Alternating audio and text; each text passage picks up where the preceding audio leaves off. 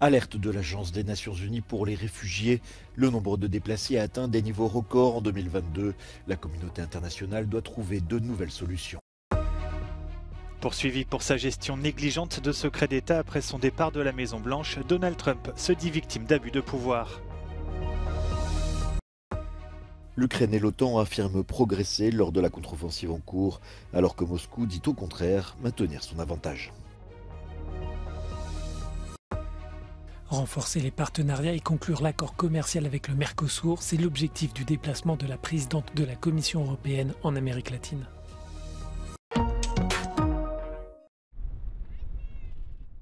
L'Agence des Nations Unies pour les réfugiés appelle à une action concertée alors que le nombre de personnes déplacées de force dans le monde atteint un niveau record. En 2022, la guerre, les persécutions, la violence et les violations des droits de l'homme font augmenter le nombre de réfugiés de 21%. Plus d'une personne sur 70 dans le monde est réfugiée. Selon le rapport annuel du HCR, un peu plus de 108 millions de personnes sont considérées comme des déplacés en 2022. 62,5 sont déplacés à l'intérieur de leur propre pays. 5,4 millions de personnes demandent l'asile à l'étranger et 5,2 millions ont besoin d'une protection internationale. La guerre en Ukraine a été le principal facteur de déplacement l'année dernière.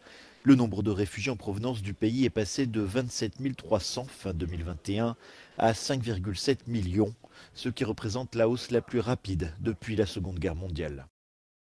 Le rapport indique également que plus de la moitié des personnes concernées par l'exode proviennent de 3 pays seulement, la Syrie, l'Ukraine et l'Afghanistan. La hausse des déplacements forcés dans le monde ne montre aucun signe de ralentissement en 2023, alors que l'éruption du conflit au Soudan déclenche de nouveaux flux. Ce sont les pays à revenus intermédiaires et à faible revenu qui supportent le plus lourd fardeau de l'accueil des personnes exilées. Quelques 7 millions de réfugiés se trouvent actuellement en Turquie et en Iran. Enfin, le rapport exhorte les gouvernements et les ONG à trouver de nouvelles solutions aux problèmes croissants des réfugiés et à veiller à ce que ceux qui ont été contraints de fuir ne soient pas condamnés à un exil permanent. Poursuivi pour sa gestion négligente de secrets d'État après son départ de la Maison-Blanche, Donald Trump continue de bénéficier du soutien indéfectible de ses partisans.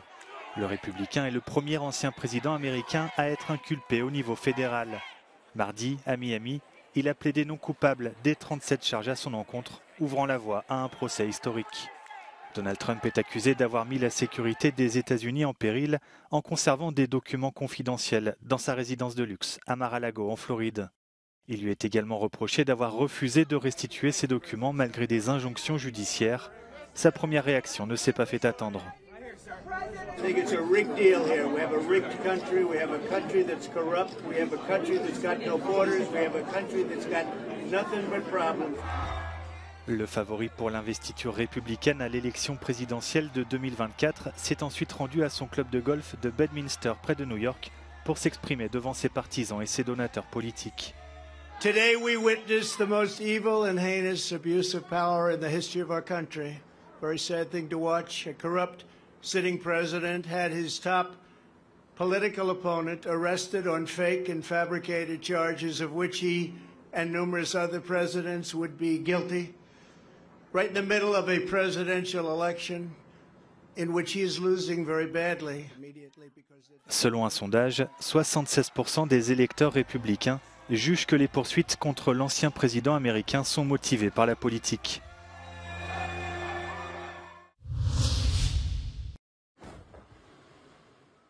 L'Ukraine affirme gagner du terrain dans sa contre-offensive. Ses forces armées font ainsi état de progrès en direction de Barmout. Des progrès très limités puisqu'il s'agirait de 250 mètres. Lors d'une rencontre avec le président américain Joe Biden, le secrétaire général de l'OTAN, Jens Stoltenberg, a également semblé optimiste, bien que selon lui, il soit encore trop tôt pour tirer des conclusions. The support that we are providing together to Ukraine is now making a difference on the battlefield as we speak, because the offensive is launched and the Ukrainians are making progress, making advances. It's still early days. Sans surprise, Vladimir Poutine a une toute autre analyse. Lors d'une discussion avec un groupe de correspondants de guerre, il a déclaré que les forces russes étaient en train de détruire l'arsenal ukrainien.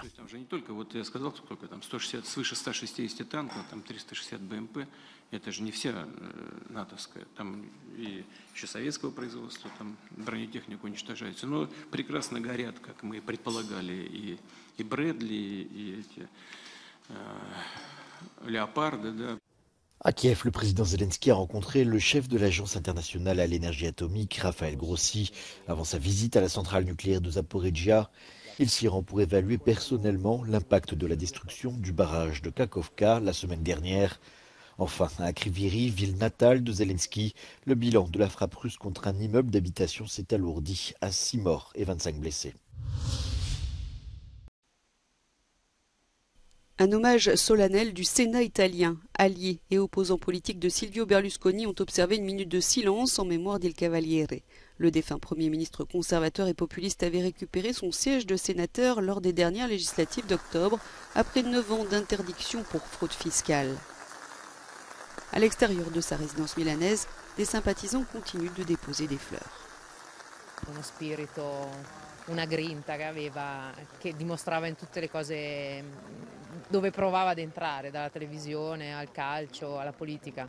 Dans l'imposante cathédrale de Milan, tout est prêt pour les funérailles nationales de ce mercredi, décrété jour de deuil national par le gouvernement Meloni, un décret qui suscite une certaine controverse dans le pays. 2000 personnes sont attendues aux funérailles, mais des millions d'autres devraient suivre la cérémonie en direct à la télévision, en Italie et à l'étranger. Silvio Berlusconi est décédé lundi à l'âge de 86 ans des suites d'une leucémie. Renforcer un partenariat stratégique. C'est l'objectif du déplacement de la présidente de la Commission européenne en Amérique latine. Ursula von der Leyen a fait escale mardi en Argentine. Face à un environnement géopolitique en mutation, l'Union voit dans cette partie du continent un allié majeur.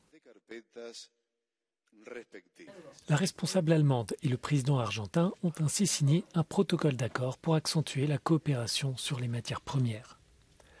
L'autre dossier au cœur de ce déplacement est la conclusion des discussions commerciales reportées depuis longtemps avec les pays du Mercosur. Lors de sa rencontre lundi avec le dirigeant brésilien, la présidente de la Commission a appelé toutes les parties à accélérer les pourparlers.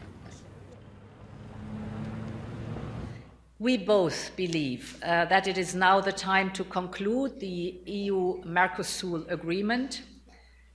We have the ambition, the two of us, to get it done as soon as possible, the latest by the end of the year. L'accord entre l'Union et le Mercosur, qui comprend le Brésil, l'Argentine, le Paraguay et l'Uruguay, est sur la table depuis plus de 20 ans.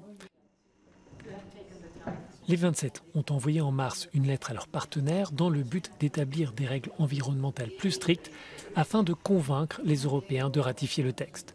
Mais Brasilia s'oppose à ces modifications de dernière minute et suspecte d'éventuelles sanctions de l'Union. A premissa que deve existir entre parceiros estratégicos é a da confiança mútua e não de desconfiança e sanções. La lettre envoyée en mars par l'Union ne mentionne pas explicitement des sanctions, mais propose de rendre obligatoires des objectifs environnementaux établis par l'accord de Paris. 3 États membres ont déjà menacé de ne pas valider le texte sans exigences climatiques plus strictes. Mais les analystes restent tout de même optimistes. Debemos recordar, sin embargo, que el comercio entre los países de la Unión Europea y los de Mercosur a lo largo de estos últimos 20 años se ha incrementado aún sin acuerdo. No hay una dificultad estratégica que esté signada por la ausencia de voluntad política. La présidente de la Commission européenne va se rendre ensuite au Chili et au Mexique. Concernant l'accord commercial avec le Mercosur, les négociateurs devraient se retrouver d'ici la fin du mois pour poursuivre les discussions.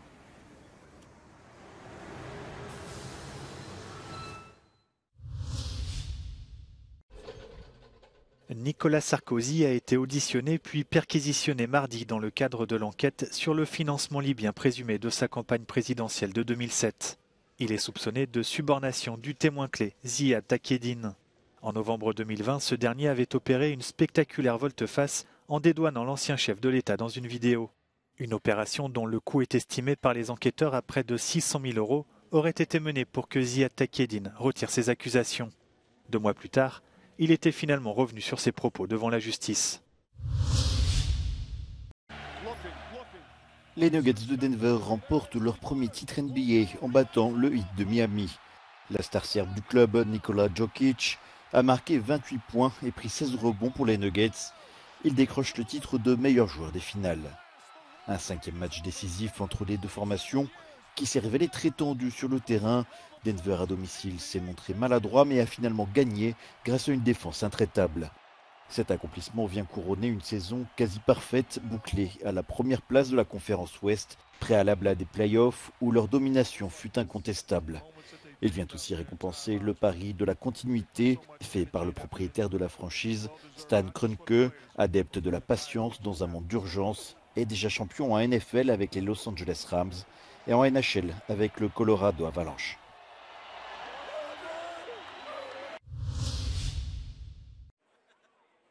L'un des géants de la littérature américaine, Cormac McCarthy, est décédé mardi à l'âge de 89 ans. Auteur de 12 romans, il avait remporté en 2007 un Pulitzer pour La Route, qui raconte l'errance d'un père et de son fils dans un pays ravagé par un cataclysme d'origine inconnue. Une œuvre adaptée au cinéma comme No Country for Old Men, dont le film des frères Coen a été couronné aux Oscars. Peut-être le plus grand romancier de son temps, selon le célèbre écrivain Stephen King.